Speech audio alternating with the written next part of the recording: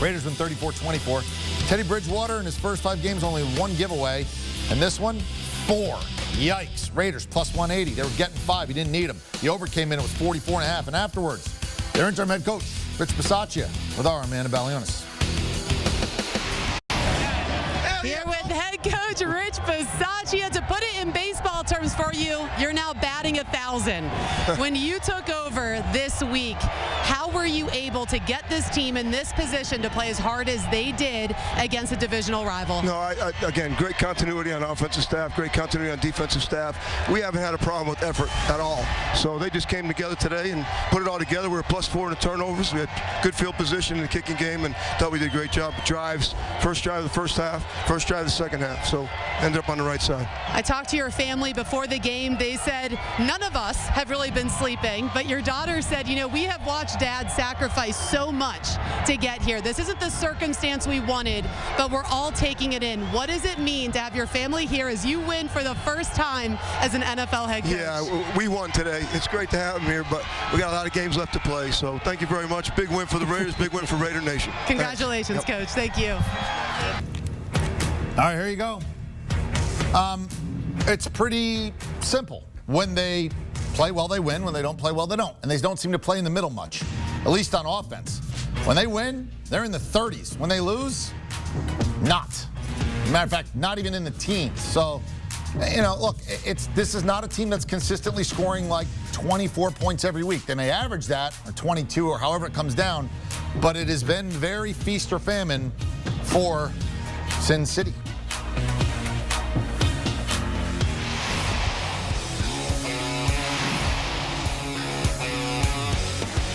All right, let's get our guys in here. And Ryan, Derek Carr said, look, I mean, I still have the same guy in the offensive coordinating room, and I don't expect it to be that different. But were you surprised that Vegas, considering what they had been through with Jon Gruden, lost their coach, a lot of distractions, a lot of questions this week, a lot of attention, that they came out and played so well? Yeah, no, exactly, EK. And I thought this game could go one of two ways. Either it could be an absolute blowout because the Raiders are reeling from all that's happened over the last week or so, or they could show up and prove that maybe they don't need Jon Gruden to have success. The latter proved to be true. I didn't have complete faith in Derek Carr or Rich Bisaccia or any of the players on that team just because they haven't played consistently at a high level. I think the other takeaway for me also is that the Broncos might be frauds. They went 3-0 against teams that struggle to win football games in the NFL, and here they are playing against a mediocre team this week and losing to Las Vegas. Last week they lost to a mediocre team in Pittsburgh. And one other thing I want to note, EK, I'm at the point where Bisaccia, I'm thinking about getting the Bisaccia glasses, the Brady glasses to come apart. Like, how old do you have to be to wear those things and for it to be okay?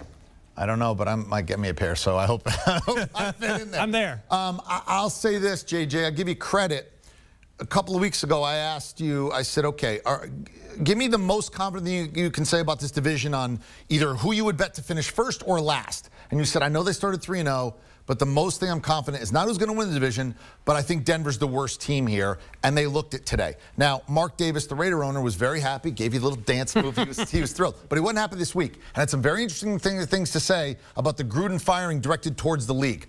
What were those things, and sort of run those through the translator for me? What did he really mean? Yeah, he was approached by ESPN, a reporter there, and he said, I have no comment. Ask the NFL. They have all the answers. And I think a lot of folks were trying to figure out, okay, well, what does that mean?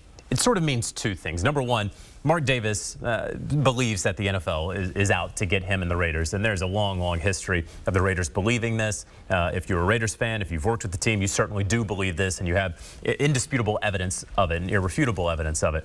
But he very clearly believes that these leaked emails that were damaging, obviously, to Jon Gruden. Jon Gruden was the one who sent them, but were damaging to the team, were leaked by the NFL in some way. The league, of course, has denied that at every turn, but there's a decent belief around league circles that it was, in fact, emanating from the league office there, these emails. And then finally, the other part of that is, okay, well, this investigation wrapped up in June or July.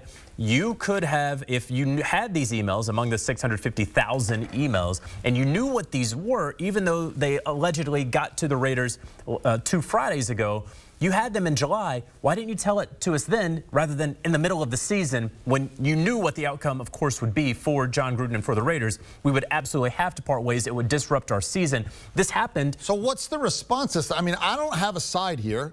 I love the league. I love the teams in the league. I don't have an axe to grind. The Raiders aren't my squad.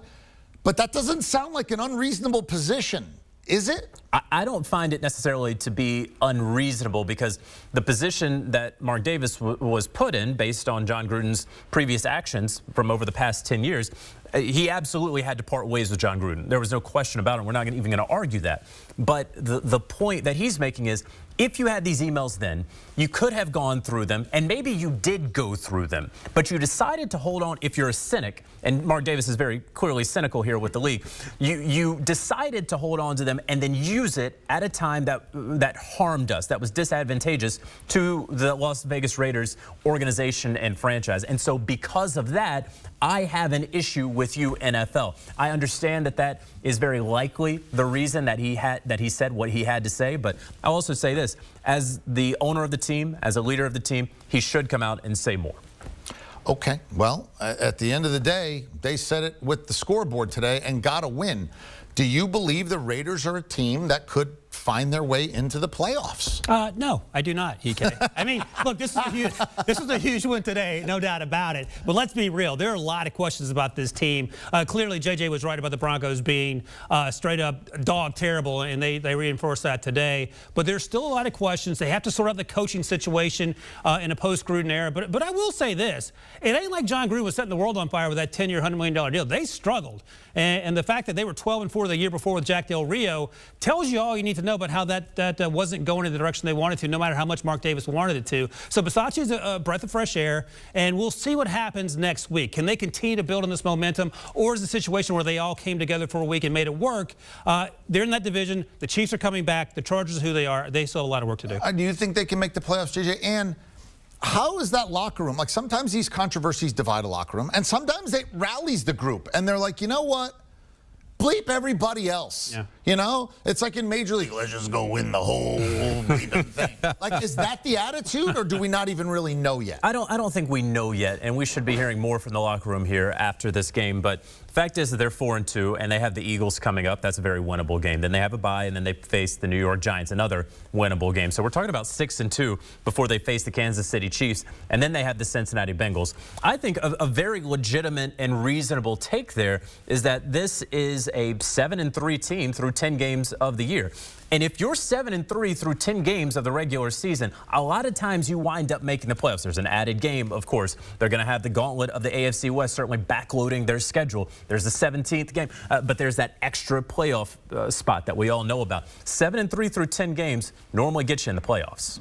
And we shall see if that gets them into the playoffs, because boy, that's going to be a very competitive division. It seems like maybe in perpetuity, at least for a while. You have Mahomes, you have Herbert.